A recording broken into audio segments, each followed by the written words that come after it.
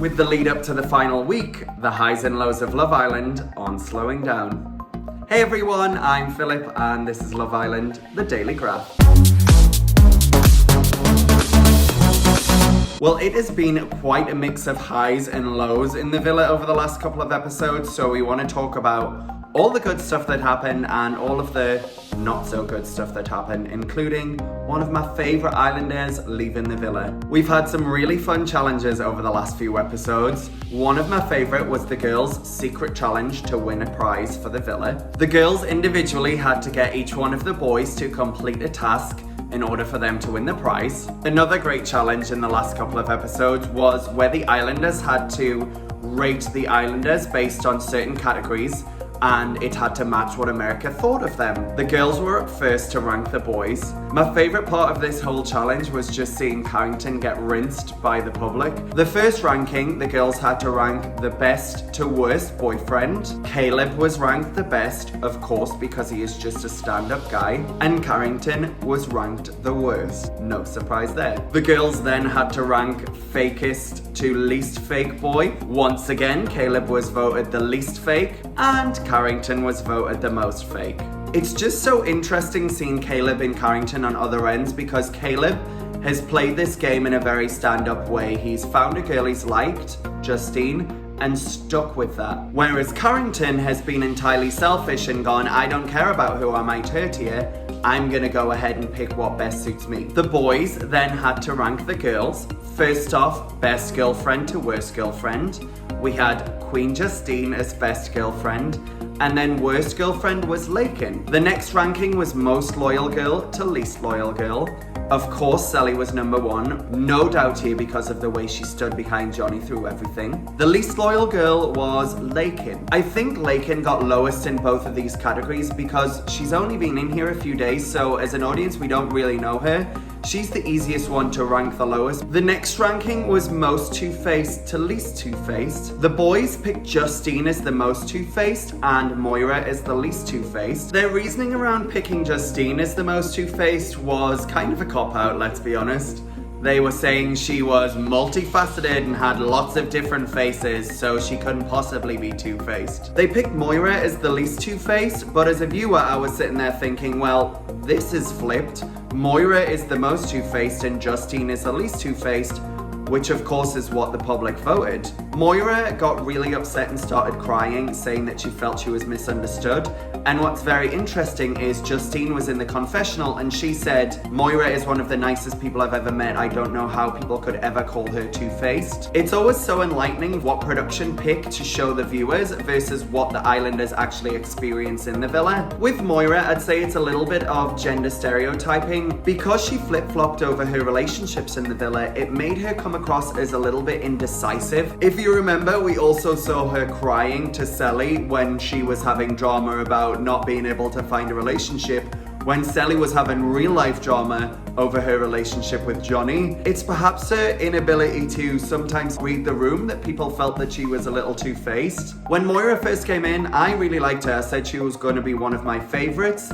She went through a little bit of a patch in the middle where I was like, oh, Moira, calm it down, rein it in. We're now seeing a really sweet side to Moira, and I will say I do feel bad for the fact that she was voted most two-faced. I don't think that's necessarily who she is, and I hope she can leave the villa with us feeling really good about her as a person, because she's definitely showing that side over the last couple of episodes. In this challenge, there was also one other thing that America had been voting on, and that's which couple they wanted to see get the hideaway for the night. America decided on King and Queen, Caleb and Justine. Caleb was just so funny. He was like, oh, America just want to see us get our freak on. Yes, Caleb, we do. We love you guys. We just want to see you guys happy. Of course, the next day, the boys and the girls are all asking what happened. They kept it very stum, although Justine said, Caleb made me and America very, very, very, very, very, very proud. Which we can only assume means that they went the full way.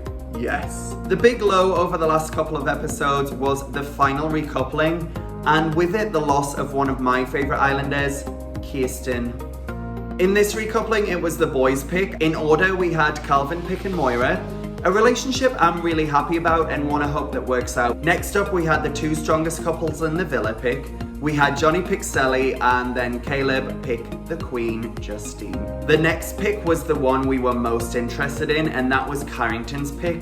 As you know, he's been causing all sorts of mayhem and drama in the villa, getting to know Laken while simultaneously breaking Laurel's heart. In his recoupling speech, he spoke about the fact that he's been selfish with his decisions and how he's always gone with what was best for him. He then went ahead and picked Laurel, and Laurel was thrilled to bits. I'm kind of sad, to be honest, because Laurel really deserves better. She's such a sweet girl, and she shouldn't be treated the way that Carrington has treated her over the last few days. She's too good for him, and the things that Carrington said about himself in the recoupling tell me that this isn't probably going to work out on the outside. In the next episode, there's a conversation between Carrington and Laurel where they're addressing everything that's happened over the last few days. Laurel's talking about how it was a great test for their relationship and now they can move forward and develop a stronger bond. Classic Carrington is saying, well, you know, this is like a real test for how this relationship is going to be on the outside, because we're not boyfriend and girlfriend, we're going to be dating other people, and then if we decide that we want to be with each other, then we can be together.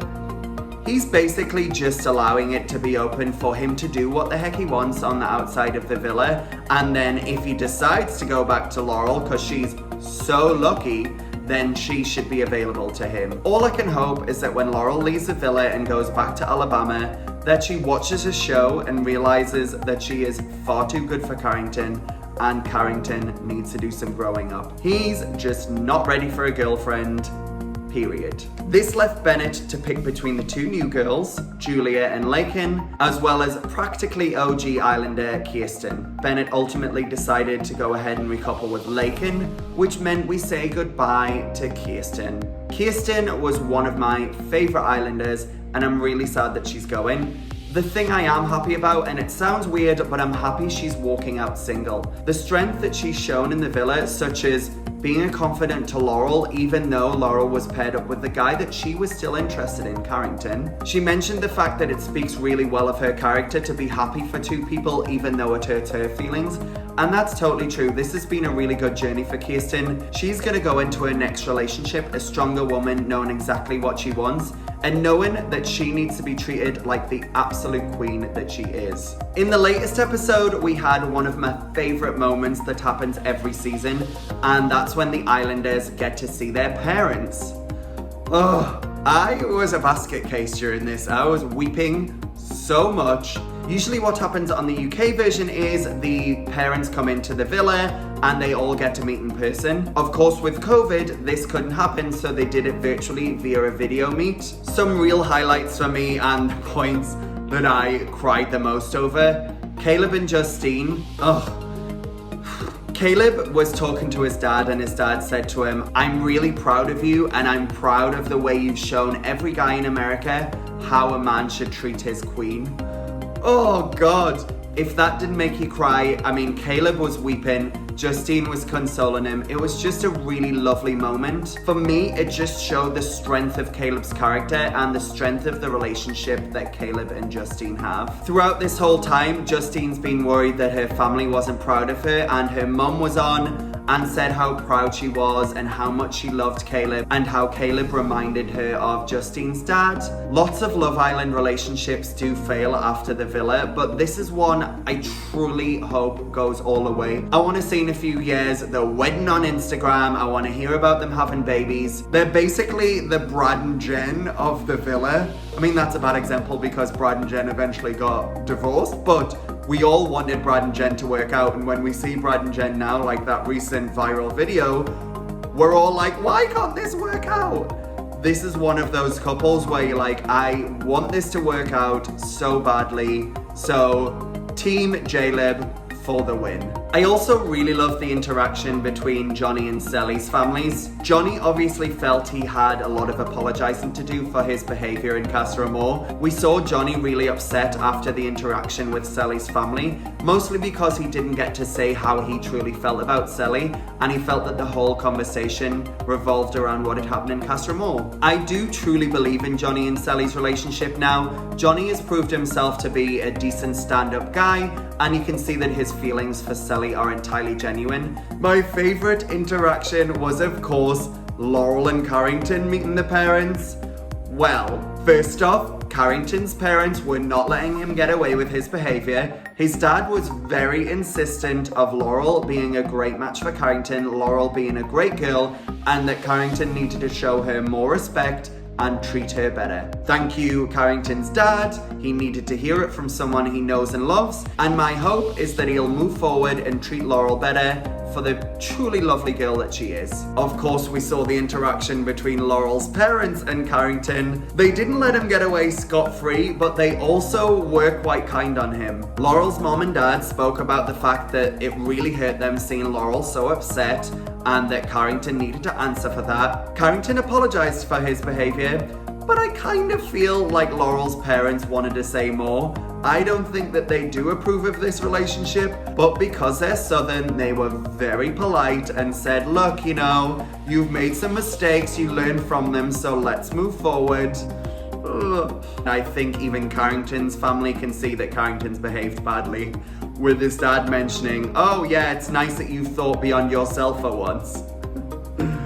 Okay, when you get schooled from your family, you know that you've behaved badly, so hopefully Carrington has learned some life lessons here. Whether it works out with Laurel, I don't think it will, but hopefully the lessons he's learned in Love Island, he'll take on to his eventual life partner. We're now on the home stretch and so close to finding out who will be this year's Love Island winners. We know we have one more dumping that's coming up in the next episode and that the Islanders have to decide. My thought is that they'll pick Bennett and Lakin only because they are the newest couple and they haven't really had a chance to build their relationship while inside the villa. With only a few days left of this season's Love Island, that's still plenty of opportunity for some twists and turns. Be sure to come back and join me here for Love Island The Daily Graft. You can catch that on Instagram and YouTube. Like and subscribe. I'll see you next time. Take care, guys.